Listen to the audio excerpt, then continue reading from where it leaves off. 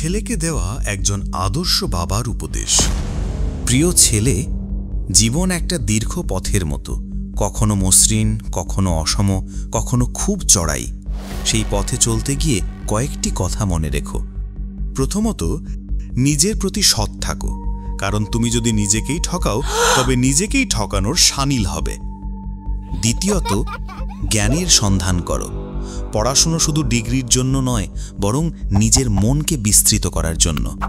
তৃতীয়ত, ব্যর্থতাকে ভয় পেও না। ব্যর্থতা তো সেই শিক্ষক যে পড়িয়ে দেয় কিভাবে আবার উঠে দাঁড়াতে হয়। জুতা সেলাই বা রং করতে চাইলে মেরামতকারীর দোকানের সামনে পা বাড়িয়ে দিও না, বরং জুতোটা খুলে নিজে একবার মুছে দিও। কখনো কাউকে কামলা, কাজের লোক বা বুয়া বলে ডেকো না। মনে রেখো, তারাও কারো না কারো ভাই, বোন, মা, বাবা। তাদেরকে সম্মান দিয়ে ডেকো। বয়স, শিক্ষা, পদ বা পদবীর দিক দিয়ে কেউ ছোট হলেও কখনো কাউকে ছোট করে দেখো না, নইলে তুমি ছোট হয়ে যাবে। পড়াশুনো করে জীবনে উন্নতি করো, কিন্তু কারো ঘাড়ে পা দিয়ে ওপরে ওঠার চেষ্টা করো না। কাউকে সাহায্য করে পিছনে ফিরে চেও না, সে লজ্জা পেতে পারে। সব সময় পাওয়ার চেয়ে দেওয়ার চেষ্টা করো বেশি। মনে রেখো, প্রদানকারীর হাত সর্বদা ওপরেই থাকে।